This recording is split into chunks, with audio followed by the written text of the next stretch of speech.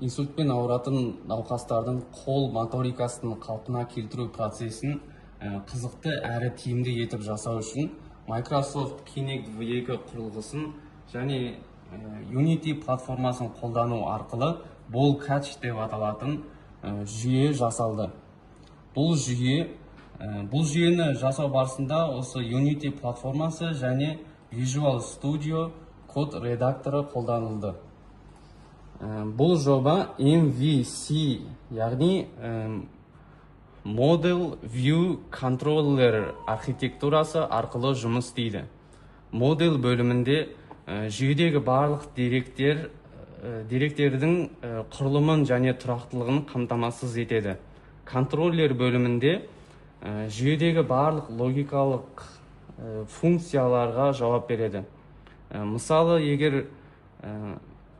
пациентті удалить ету, пациенттің настройкасындағы деректерді өзгерту деген секілді логикалық функцияларға жауап береді.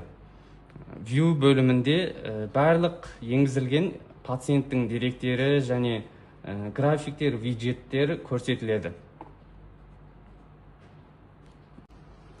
Ойынды бастау үшін бірінші пациентті таңдаймыз, одан кейін оның настройкасына кіріп, енгізілген деректерін тексеріп шығамыз.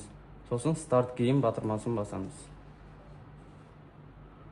Бұл жерде ойынды бастар алдында осында екі режим шығады: тұрып ойнау және отырып ойнау. Бұл пациенттің жағдайына байланысты таңдалады.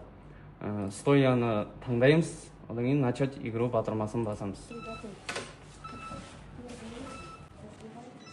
Ойын жалпы екі уровеньнен тұрады. Бірінші уровеньде пациентке қарай жақындап келе жатқан барлық шарларды жару керек.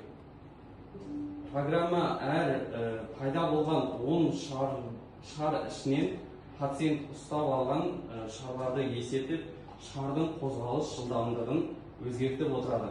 Мысалы, егер пациент пайда болған 10 шардың ішінен 80%-дан жоғары ұстайтын болса, онда шардың жылдамдығын 20%-ға арттыратын болады. Ал егер 10 шардың ішінен 50%-дан төмен жинайтын болса, шардың жылдамдығын сәйкесінше 20%-ға баяулатып отырады. Одан кейін бірінші уровень аяқталғаннан кейін келесі уровеньнің басталмай тұрып демалыс уақыты болады.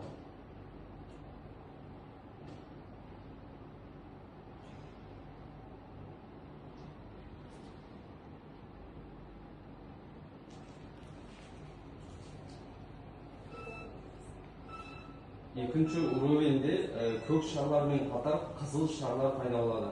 Пациент қызыл шарларға тимеу керек. Бұл ойын пациенттің қозғалыс реакциясы, екі қолының көтерілу бұрышымен қатар оның когнитивті ойлау жүйесін дамытады.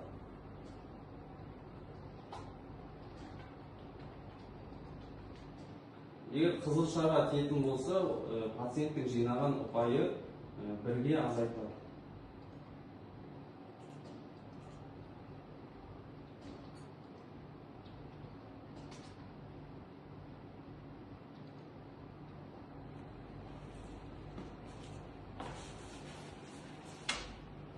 Ойын аяқталғаннан кейін пациенттің ұпайы, қозғалыс реакциясы, екі қолдарының көтерілу бұрыштары деген секілді деректер жиналып, оларға анализ жасалынып, талданып, олардың орташа мәндері осындай кесте түрінде көрсетіледі.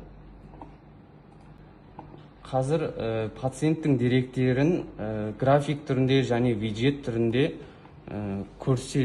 көрсетілу функциясы жасалынып жатыр.